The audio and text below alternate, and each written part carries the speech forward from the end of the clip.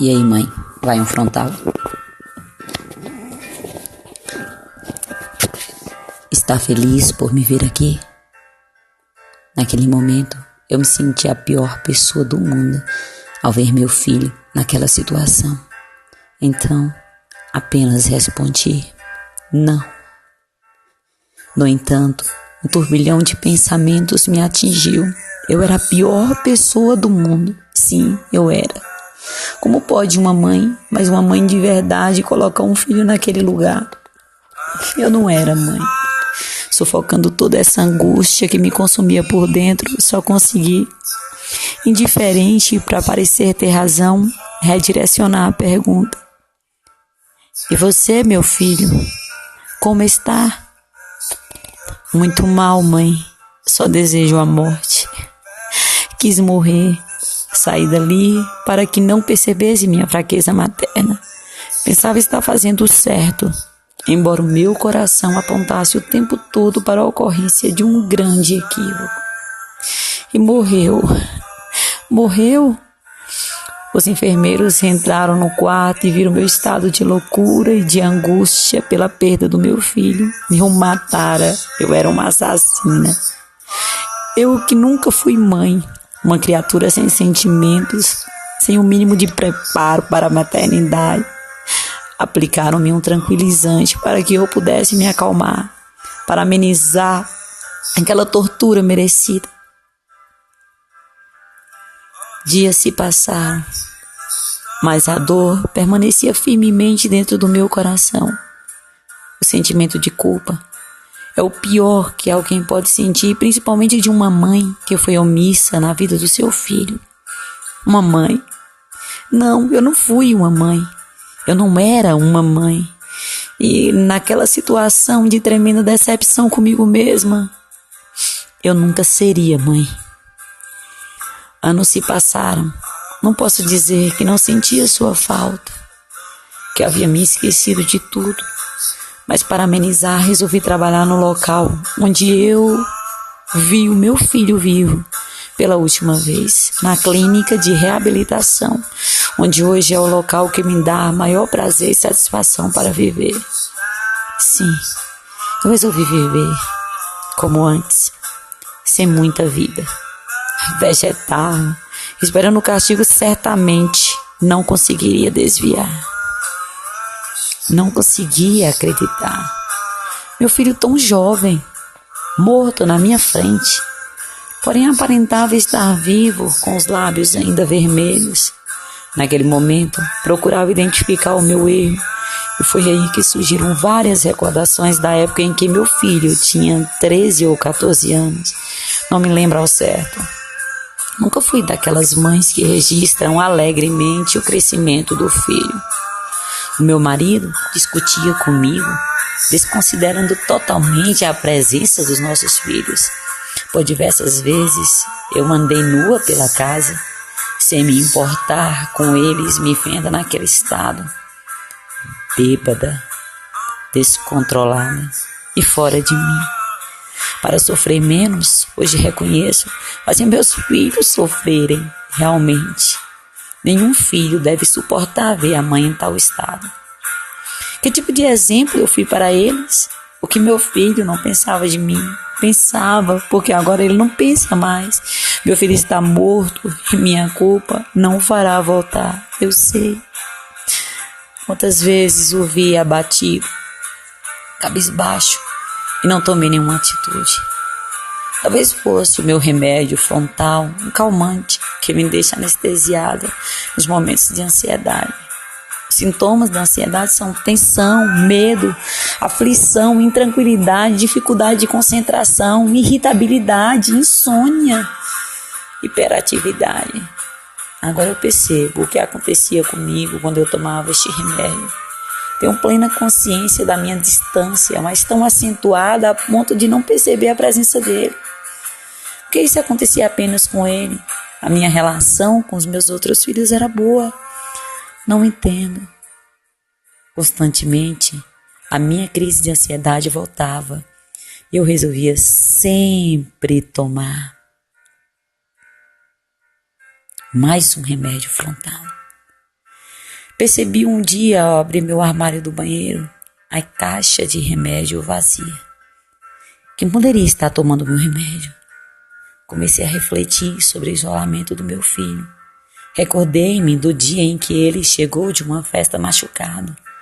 Soube por uma conhecida que ele havia lambido o braço de uma das meninas na festa e acabou agredido por pessoas adversas à sua atitude. Veio à minha cabeça o dia em que meu filho mais velho quase o matou, porque chegou no momento em que ele estava pegando nos peitos de sua namorada. Logo me dei conta de que o único que poderia estar tomando meu remédio era ele. A partir daí, eu vi que o problema não estava só comigo, e isso dificultava ainda mais nossa relação. Decidi levá-lo a uma consulta médica. O doutor receitou Paxson, indicado para o alívio em curto prazo de sintomas da ansiedade e apreensão, do medo e dos maus pressentimentos. Resolvi também trocá-lo de colégio. Tive medo de que seus problemas também fossem em decorrência das suas amizades. No começo funcionou. Ele parecia ter melhorado. Porém, com o passar dos meses, meu remédio começou a sumir novamente. Escondi. Ele achou. Meu marido começou a pensar em interná-lo. Não dei muita importância à preocupação dele. Achava que o tempo e os remédios iriam resolver. Para mim, interná-lo estava fora de cogitação. Seria uma vergonha. A reprovação social, a discriminação para com meu filho, tudo me angustiava. Uma internação seria a última alternativa. Estava tudo mais calmo em casa. Mas uma ligação mudou a situação. Atendi ao telefone e do lado da linha falava o segurança de um supermercado que ficava perto de casa. Meu filho havia agredido uma mulher. Ele dera-lhe um golpe no rosto, deixando-a ensanguentada. Saí correndo junto ao meu marido, o qual estava muito nervoso. Ao chegarmos lá, ele não aguentou e acabou falando que o nosso filho o envergonhava e era doente. Percebi nos olhos do meu filho a tristeza e a aceitação. Ele já se reconhecia como uma pessoa com problemas. Não buscamos esclarecimentos, não indagamos nada, apenas o retiramos de lá para evitar uma repressão policial. A única opção que restou foi essa maldita internação. Numa reunião familiar, um acontecimento raro em casa, consideramos todo o sofrimento dele até aquele momento e sem consultá-lo. Apelamos para o seu isolamento do restante do mundo. Preferimos poupá-lo desse mundo medíocre onde se via perdido, das pessoas hipócritas que o transformavam, da família de mentira que não o aconchegava nos momentos de solidão. Naquele momento, diante de tudo o que havia ocorrido, foi a melhor solução. A melhor solução. A melhor solução. Hoje vejo diante da sua morte que foi o pior, um dos piores erros que eu já cometi em toda a minha vida morta, vida inútil, minha morte. Eu tomava frontal. Na verdade, ele era meu único alívio, a única coisa que me fazia bem, tirava-me do sufoco quando eu tinha minhas crises.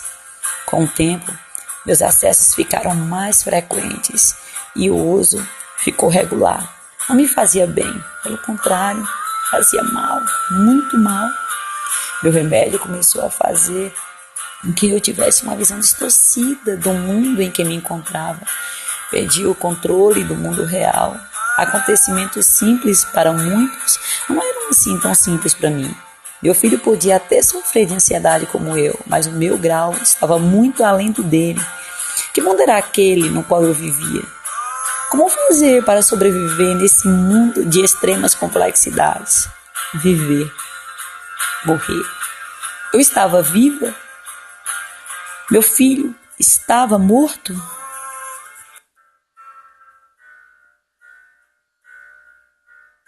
Estava vivo? Por que minha vida era assim? Parecia tão fácil viver. Por que para mim não era? Gritei muito alto, perturbada por tanta indagação. Acordei e meu filho estava ali, na minha frente, vivo como nunca havia estado, vivo como eu nunca o tinha reparado. Percebi que não era ele quem deveria estar ali internado, eu que merecia estar ali. Se existia alguma perturbação, alguma loucura, atos inescrupulosos, era tudo culpa minha. Acordei. Parece que de repente senti a vida. Viver se tornou importante. Eu pude perceber, diante daquela situação de choque, que tudo poderia ser diferente. Não, eu não conseguiria voltar o tempo. No entanto, consegui senti-lo e calculá-lo. Fiz contas rápidas e notei que muito ainda tinha para ser feito, corrigindo minha indiferença, minha ausência, minha imaturidade. Acordei, revivi, nasci. Não podia chamar todo o ocorrido de vida. Era um recém-nascido cheio de vitalidade, perspectivas, vontades, planos. Em um acordo com o meu marido, resolvi tirar meu filho dali, pois o problema estava comigo. Uma mulher sem vida, que quase apagou a vida de alguém que amava bastante e que, para tentar resolver o problema, resolveu mudar de atitude. Todo aquele pesadelo vivido depois do calmante serviria para alguma coisa. Afinal, não havia perdido meu filho de verdade. Fui internada por vontade própria. Passados 6 meses me curei. Pude reconhecer-me como gente, uma mulher melhor, mas principalmente uma mãe melhor. Agora eu consigo me cuidar e me concentrar na vida. Enxergo meus filhos igualmente. Passei a enxergar meu filho que antes eu não via.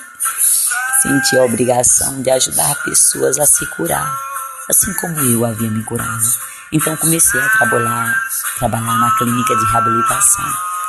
A vida do meu marido seguiu normalmente. Meu filho mais velho voltou para a casa própria dele. Minha filha mais nova estava feliz, pois seu irmão estava perto dela mais uma vez. E eu continuo a trabalhar na clínica. Estou curada. E o meu remédio frontal, outrora necessário, não faz mais parte da minha vida. A vida que levo, vida de verdade, não tenho tempo para ansiedade.